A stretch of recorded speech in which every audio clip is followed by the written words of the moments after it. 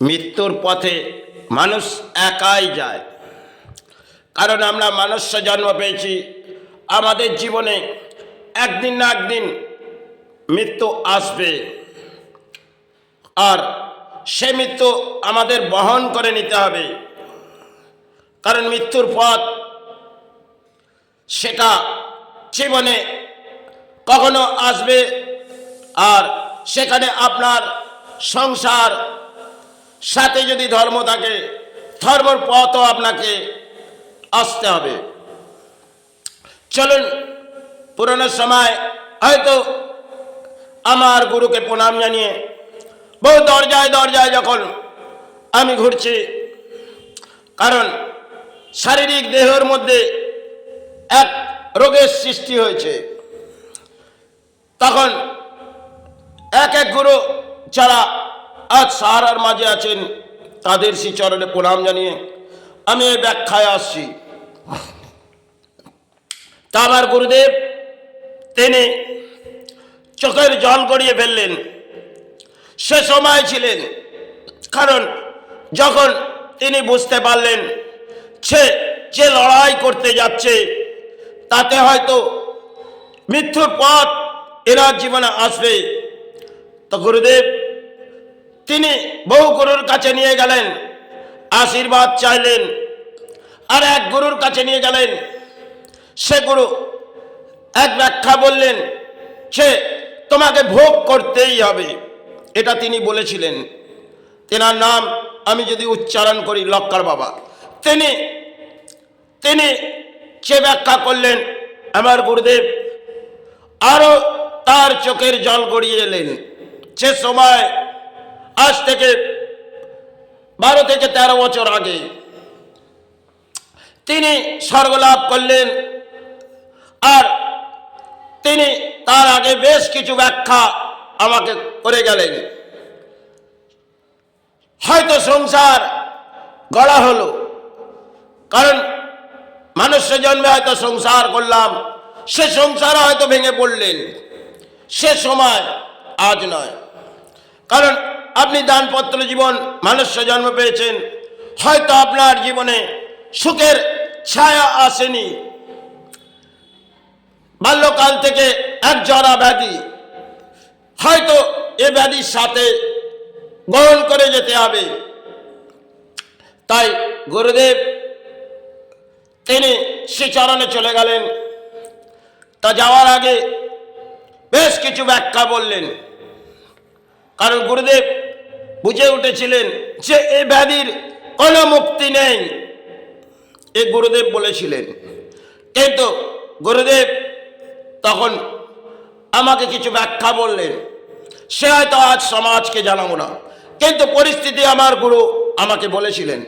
আমি বহু দরজায় গেলাম, যেখানে আমাদের সমাজে চলে অ্যাস্ট্রোলজি, সে সমস্ত তাদের যে জ্ঞানগুলো আমি নিলাম, আর তাতে কিছু বুঝলাম।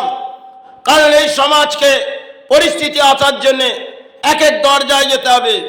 তখন তাদের কাছে গেলাম, আর বহু ডাক্তার ঘুরলাম, কিন্তু পরিস্থিতি যা, সে সময় বুঝেছি সে এক এক জায়গায় যা হয়তো গেছি, সেখানে প্রাণের সাহারার জন্যে, কিন্তু সে সময় প্রাণের সাহারার জন্যে আমি পৌপাত ঘুরেছি।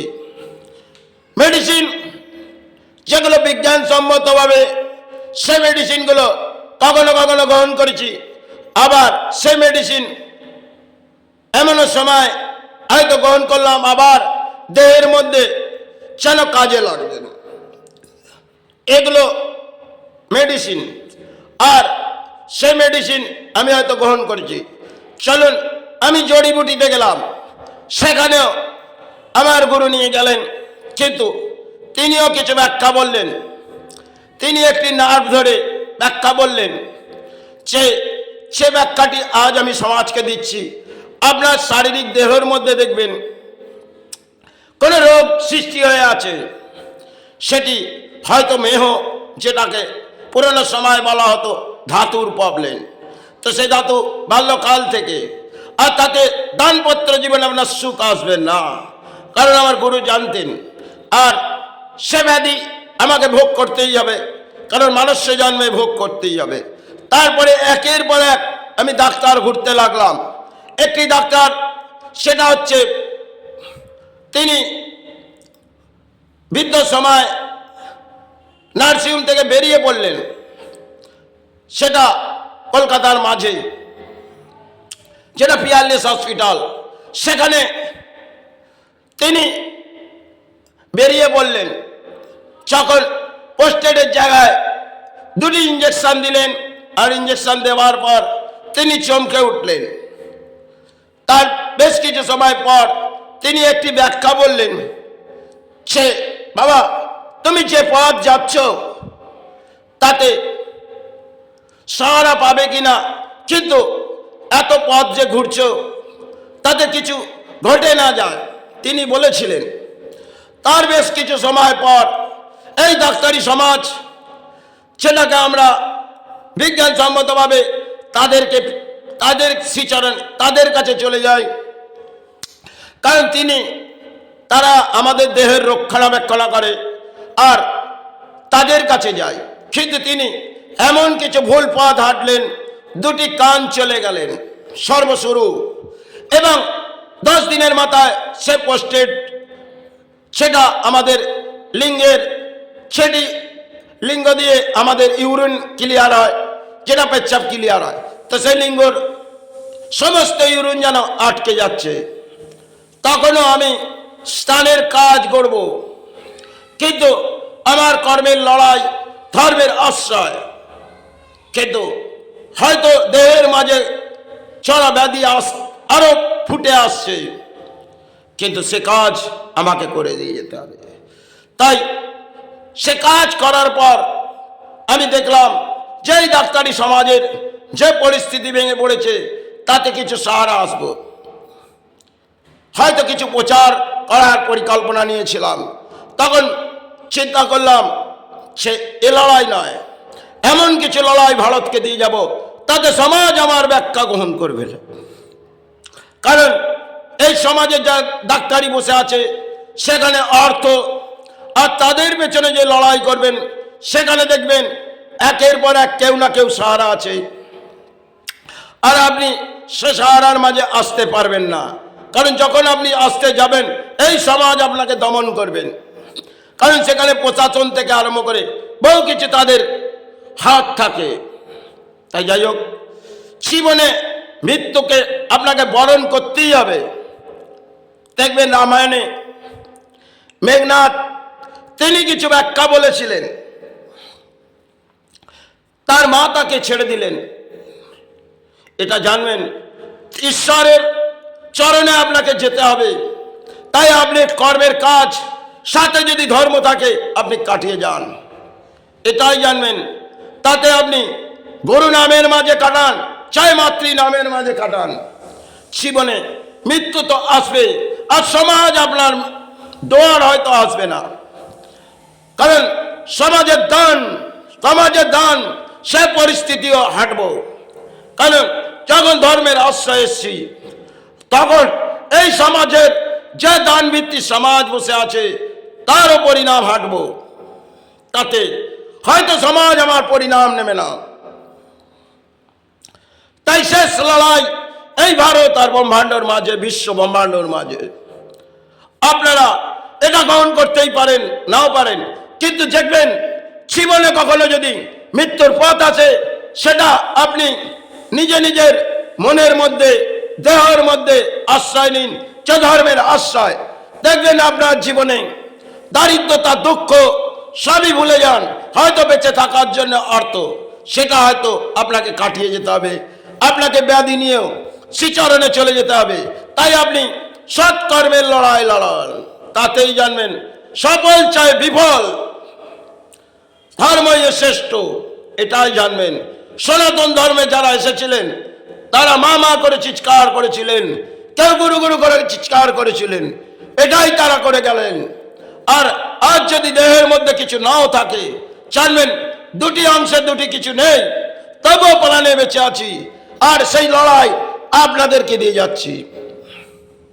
তাই সর্ব মানব জাতি, তারা মানব কল্যাণে সাহারা পাক, এটাই কামনা করি। কারণ জীবনে কোনো দশা হয়তো কারো কারো জীবনে আসতে পারে, কিন্তু ঈশ্বরের নাম নিন। আপনি যে ধর্মের মাঝেই আছেন না কেন, ধর্মই শ্রেষ্ঠ। বহু দরজায় গেছি, সেখানে মন্দির মসজিদ বহু দরজায় গেছি, সে সময় হয়তো জরা ব্যাধি, কিন্তু এটা ঈশ্বরের খেলা। তাই আজ আপনাদের কিছু বুঝিয়ে যাচ্ছি। এটা আপনারা গ্রহণ করতেই পারেন, না পারেন, সেটা আপনাদের ব্যক্তিগত সম্মান, কিন্তু ঈশ্বর, তাকে স্মরণ করুন। হয়তো কিছু ইলাজ করলে আপনারা সাহারা পান, কিন্তু আজকে দেখবেন সমাজে বহু বহু অর্থবিদ আছে, কিন্তু তারা হয়তো কিছু অর্থ সমাজ থেকে দেখবেন গ্রহণ করছে, কিন্তু একটা সময় হয়তো ঢলে পড়বে। দেখবেন বড় বড় ফিল্ম স্টার, তাদের ঘরেও সুখ নেই, শান্তি নেই, তারা কোথাও যাচ্ছে। এটা হয়তো সৃষ্টির খেলা। দেখবেন যাকে আপনি দেখছেন বহু সুখে আছে, সে ধরনের ফিল্ম স্টারকে দেখেন, ভাবছেন সে ফিল্মে রোল করছে, কিন্তু তার জীবনে কিছু রোল অঙ্কের গবগান করে দিয়ে গেছে, সেটা জানবেন। এটা তার খেলা। তিনি হয়তো কোনো সন্ত সমাজের কাছে যাচ্ছে, তিনি এক ব্যাখ্যা বলছেন, কারণ তাকে সে তো ধর্মের আশ্রয় নেবে না। এনজয় এনজয় এনজয়, এইভাবে তার জীবন আসে। যখন কোনো ঝড় বয়ে আসে, তখন কোনো সন্ত সমাজের কাছে যায়।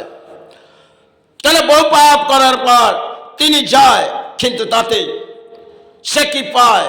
তাকে সৎকর্মে হয়তো আসলে সাহারা পাবে, এটাই জানবেন, কিন্তু তারা এ পথ হাঁটে না। যাই হোক, আর এর থেকে বেশি ব্যাখ্যা দিতে চাই না। এই মানব কল্যাণ থেকে আপনাদের মায়ের প্রণাম, মাকে জানিয়ে, শ্রীচরণে প্রণাম জানিয়ে আমি সেবার মাঝে আসবো।